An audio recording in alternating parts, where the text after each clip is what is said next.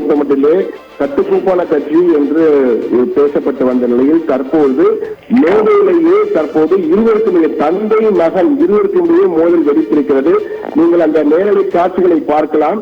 அதிலே ராமதாஸ் பேசியிருக்கிறார். அன்புமணி ராமதாஸ் பேசியவுடன் இவருடைய முகபாவனை பார்க்கும்போது எந்த அளவுக்கு இருவரும் பகுத்துக்களும் காணப்பட்டால் அன்புமணி ராமதாஸ் மேடையிலேயே அதை ஏற்க மறுத்தார். உடனே அன்புமணி ராமதாஸ் கருத்துக்கு பதிலடி கொடுக்கும் வகையிலே பேசிய ராமதாஸ், இது நான் ஆரம்பித்த கட்சி, வேண்டுமென்றால் கிளம்புங்கள் என்ற வகையில் வெளியேற வேண்டும் என்றால் வெளியேறுங்கள் என்ற வகையிலே கருத்தை தெரிவித்தார். எனவே ஒரு பரபரப்பு தான் காணப்பட்டது. மேடையிலே பாமகவில் வார்த்தை மோதல் முதல் முறையாக தந்தை மகனிடையே முதல் முறையாக மோதல் மேடையிலேயே வெடித்திருக்கிறது. அதுவும் தொண்டர்கள் இடையே வெடித்ததால் அந்த பரபரப்பு தற்போது அதிகமாக இருப்பதுதான் கூற வேண்டும். எனவே ராமதாஸ் வார்த்தை மோதலால் இந்த பரபரப்பு அடங்குவதற்கு முன்பாகவே மேடையில் பேசிக் கொண்டிருந்த அன்புமணி ராமதாஸ் தொடர்ந்து பேசும்போது ராமதாஸ் இந்த கருத்தை மறுத்தவுடன் அந்த கையில் வைத்திருந்த மைக்கை தூக்கி எறிந்தார் அன்புமணி ராமதாஸ். அது பெரும் பரபரப்பை ஏற்படுத்துவதுதான் கூற வேண்டும். தொண்டர்களிடையே ஒரு சலசலப்பு ஏற்பட்டது. என்ன நடக்கிறது என்று தெரியாமல் அனைவரும் குழப்பத்து வந்தார்கள். கட்சியில் சேர்ந்து 4 மாதம் ஆனவருக்கு எப்படி பதவி கொடுக்கலாம் என்ற வகையில் அன்புமணி பேசியதற்கு ஒரு தரப்பில் ஆதரவு இருந்தது. மறுதரப்பிலே ராமதாஸ் சொல்வதை கேட்க வேண்டும் என்று கோகா மணி அருகில் இருந்தார்.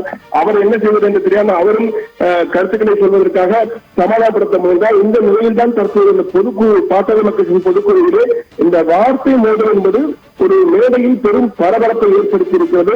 குடும்ப கட்சியாக மாறுகிறதா என்ற ஒரு கேள்வியை வெளியிலிருந்து பார்ப்போர் கேட்கும் வகையிலே தற்போது யார் முடிவெடுக்கப் போகிறார் என்று ஒரு குழப்பம் ஏற்பட்டிருக்கிறது.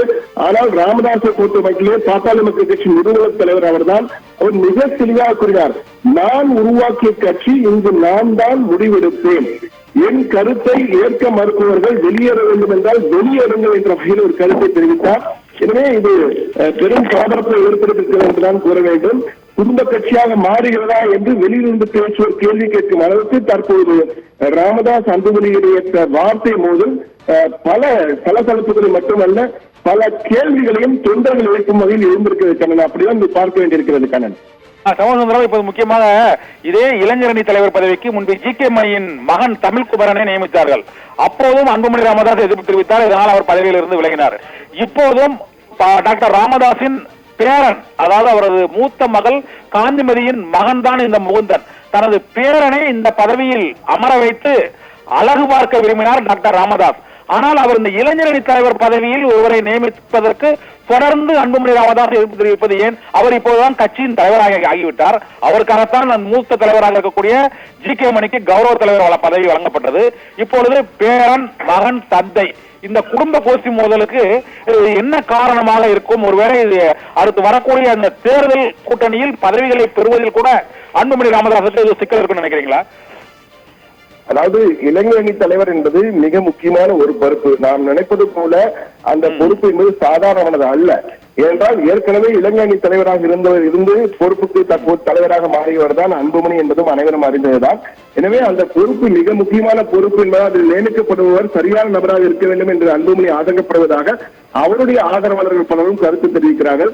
நாம் அந்த பொறுப்பில் உள்ள சில பாமக தொண்டர்களுடன் நிர்வாகிகளுடன் நமது தொலைபேசியில் கதைத்தோம். அப்போது அவர்கள் சொன்ன தகவல்கள் தான் நமக்கு அதிர்ச்சியும் ஆச்சரியம் கொடுத்தது. என்றால் அதிர்ச்சி என்னவென்றால் ஒரே நிகழ்வில் இது போன்று வெளிப்படையாக இருவரும் மைக்கை தூக்கி எறியும் அளவுக்கு அந்த கோபக்கடல் வார்த்தைகள் வீசப்பட்டது என்பதை பார்க்கும் பொழுது அதிர்ச்சியாக இருந்தது. ஆச்சரியம் என்னவென்றால் இது போன்று ஜனநாயகம் இருக்கிறது எங்கள் கட்சியிலே, ஜனநாயகமாக தைரியமாக மேடையில் பேசிக் கொள்வோம், ஆனால் கடைசியில் ஒருமித்த முடிவை எடுப்போம் என்ற வகையிலும் ஒரு கருத்தை தெரிவித்தார்கள். எனவேதான் நான் சொன்னேன், ஆச்சரியமும் அதிர்ச்சியும் கலந்ததாக தான் அதை பார்க்கிறார்கள் தொண்டர்கள். ஆனால் இந்த முடிவு தற்போது முகுந்தன் நியமனம் குறித்த முடிவு பாமக ஒரு புதிய திருப்பு முறை ஏற்படுத்துமா, கட்சி உடையுமா என்ற வகையெல்லாம் தற்போது பேசப்பட்டு வருகிறது. ஆனால் இறுதி முடிவு ராமதாஸ் எடுப்பதை தான் அனைவரும் எதிர்ப்பார்கள் என்ற வகையிலே தற்போது பேசுகிறார்கள். ஆனால் வழக்கம் போல் தமிழ்குமரன் நீங்கள் கூறியது போல அன்புமணி தமிழ்குமரன் நியமிக்கப்பட்ட போது எதிர்ப்பு தெரிவித்தார். பிறகு அவர் அந்த பதவியிலிருந்து நீக்கப்பட்டார், அவரை வெளிக்கொண்டார். அதே போன்று மீண்டும் நடக்குமோ என்ற ஒரு கேள்வியும் தற்போது தொண்டர்களிடையே பரவலாக காணப்படுகிறது தான் கூற வேண்டும் கண்ணன்.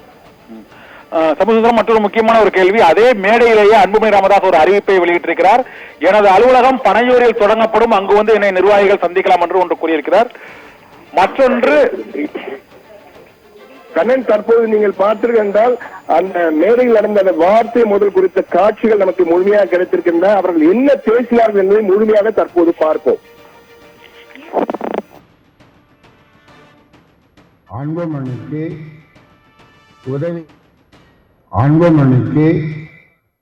உதவியாக எனக்கா? ஆமா, அவனுக்கு இப்பதான் 4 மாசம் வந்தான். கட்சியில 4 மாசத்துக்கு முன்னாடி வந்திருக்கிறான். அவனுக்கு இளைஞர் என்ன அனுபவம் இருக்குது அவனுக்கு? என்ன அனுபவம் இருக்கு அவனுக்கு? வேற என்ன போட்டு பண்ணுங்க, நல்ல அனுபவம் சொல்லியே பண்ணுங்க. நான் சொன்னேன், கலந்து நல்ல ஆழ்வா வேணும், நல்ல திறமையா வேணும்னு. வந்த உடனே போய் அப்புறம் இளைஞர் சங்க பொருளை போட்டு நான் சொல்றதுதான் நீங்க சொல்லுங்க, கேட்கணும். யாரா இருந்தாலும் நான் சொல்றதுதான் கேட்கணும். பண்ணி நான் சொல்றத கேட்கலன்னா யாரும் இந்த கட்சியில இருக்க முடியாது. இது நான் உண்டாக்குற கட்சி. நான் சொல்றத கேட்கலன்னா யாரும் இந்த கட்சியில இருக்க முடியாது. என்ன சரி போ. அப்போ இளைஞர் சங்க தலைவர் பொறுப்பை ஏற்று அன்புமணிக்கு உதவியாக எனக்கா? ஆமா, அவனுக்கு இப்பதான் 4 மாசம் வந்தான். கட்சியில 4 மாசத்துக்கு முன்னாடி வந்திருக்கிறான். அவனுக்கு இளைஞர் சங்க என்ன அனுபவம் இருக்குது அவனுக்கு? என்ன அனுபவம் இருக்கு அவனுக்கு? வேற என்ன போட்டு பண்ணுங்க, நல்ல அனுபவம் சொல்லியே பண்ணுங்க. நான் சொன்னேன், கலந்து நல்ல ஆழ்வா வேணும், நல்ல திறமையா வேணும்னு. வந்த உடனே போய் அப்புறம் இளைஞர் சங்க பொருளை போட்டு நான் சொல்றதுதான் நீங்க சொல்லுங்க, கேட்கணும். யாரா இருந்தாலும் நான் சொல்றதுதான் கேட்கணும்.